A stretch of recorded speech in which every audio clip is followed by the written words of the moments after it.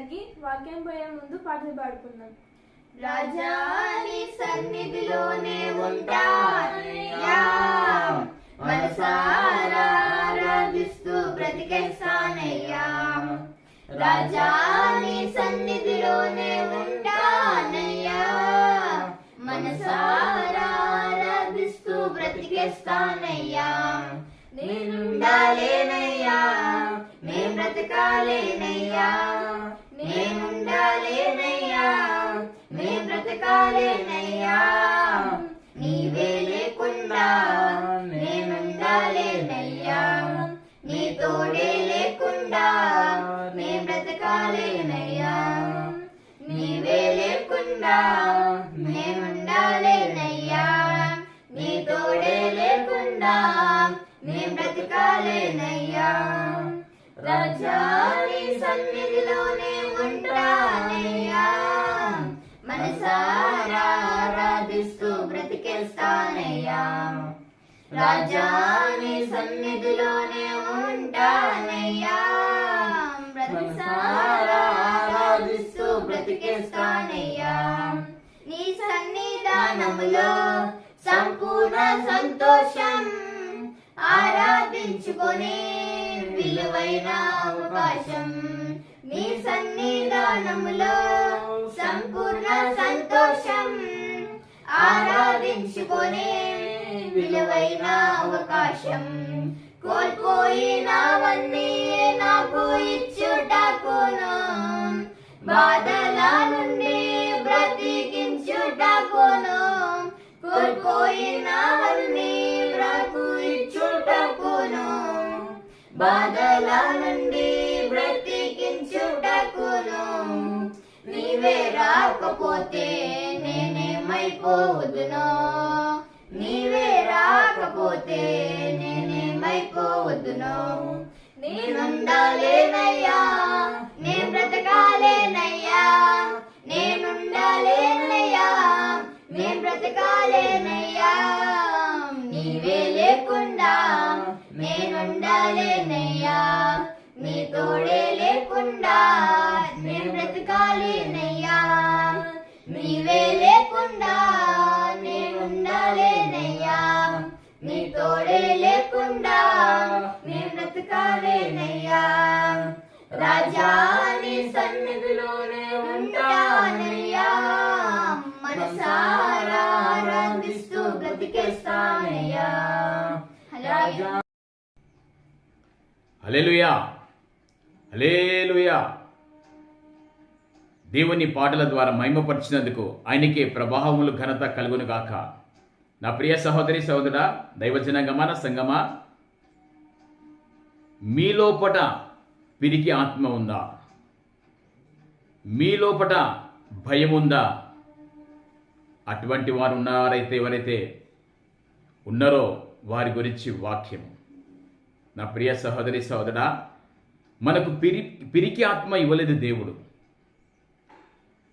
భయపడే ఆత్మ మనకి ఇవ్వలేదు దేవుడు. ఎందుకంటే ఆయన రోషము గలవాడు, పౌరుషము గలవాడు. ఆయన మరణాన్ని జయించినటువంటి వాడు, లోకరక్షకుడు ఆయన. ఇదే ద్వితీయోపదేశ కాండము 20:3 ఏమంటున్నాడంటే, యుద్ధము చేయడానికి సమీపించి ఉన్నది, మీరు యుద్ధానికి వెళ్ళండి. ఇప్పుడున్నటువంటి పరిస్థితులలో వాక్యాన్ని ప్రకటించాలన్నా, స్వార్థను ప్రకటించాలన్నా, దేవుని వాక్యాన్ని పరిచయం చేయాలన్నా, దేవుని గురించి రక్షణ మార్గంలో నడిపించాలన్నా ఒక యుద్ధం లాంటిదే. దేవుడు ఏమంటున్నాడంటే, సమీపించింది ఇక టైం, మీరు ప్రకటించండి, ప్రకటించండి. తూర్పాల పడతారే, ఈ కాలం ఏంటిది? వడ్లన్నింటినీ తూర్పాల పట్టేటువంటి సమయం. తూర్పాల పట్టినప్పుడు పొట్టు ఏదైతే గాలికి ఎగిరిపోతుందో, ఏదైతే గట్టి ధాన్యం నిలకడగా ఉంటుందో, ఆ సమయం వచ్చేసింది నా ప్రియ సహోదరి సహోదర. ఇదే ద్వితీయోపదేశ కాండము 20:3 ఏమంటాడంటే, ఇశ్రాయేలులారా వినుడి, నేడు మీరు మీ శత్రువులతో యుద్ధము చేయుటకు సమీపించి ఉన్నారు. యుద్ధము చేయుటకు సమీపించి ఉన్నారు అంటున్నాడు. మరి ఎటువంటి వారయ్యా? మన లోపల ఎటువంటిది ధైర్యం ఉండాలి, ఎటువంటి భయం ఉండాలి? మరి దేవుడు ఏమంటున్నాడో చూడండి ఒకసారి.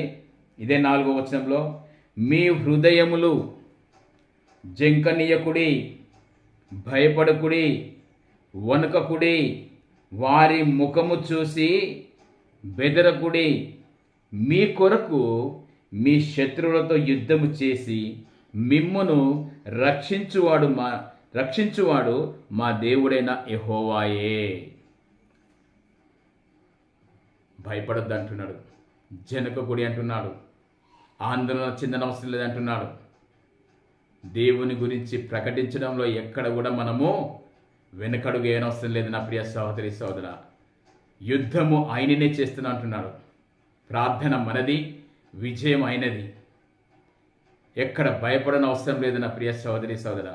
భయము చెందకు భక్తుడా, ఈ మాయలోక ఛాయాలు చూచినప్పుడు.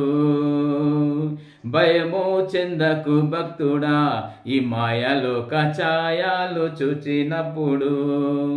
భయము చెందకు నీవు, దిగులు చెందకు నీవు. భయము చెందకు నీవు, దిగులు చెందకు నీవు. జీవమిచ్చిన యెహోవా ఉన్నాడు, ఓ భక్తుడా, ప్రాణం పెట్టిన యేసయ్య ఉన్నాడు. జీవమిచ్చిన యెహోవా ఉన్నాడు, ఓ భక్తుడా, ప్రాణం పెట్టిన యేసయ్య ఉన్నాడు. నా ప్రియ సహోదరి సహోదరా, మనం ఎక్కడ భయపడిన అవసరం లేదు.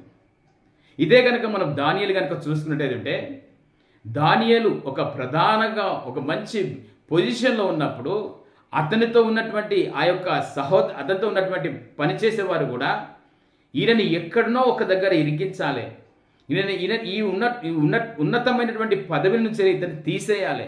ఈయన ఉంటే మా మా మా పనులు ఇక్కడ జరగట్లేదు, మేము చలామణి చేయట్లేదు, ఈయనని ఇక్కడ తీసేయాలి. ఎలా అని చెప్పేసి ఒక రాజపత్రము ముద్రించి తీసుకొచ్చారు. ఏమనంటే, ఎవరు కూడా బబులోను రాజ్యంలో ఉన్న ప్రతి ఒక్కరు ఎవరు కూడా ఏ దేవుణ్ణి కూడా పూజించిన అవసరం లేదు. ఆయన ఒక్క ప్రతిమనే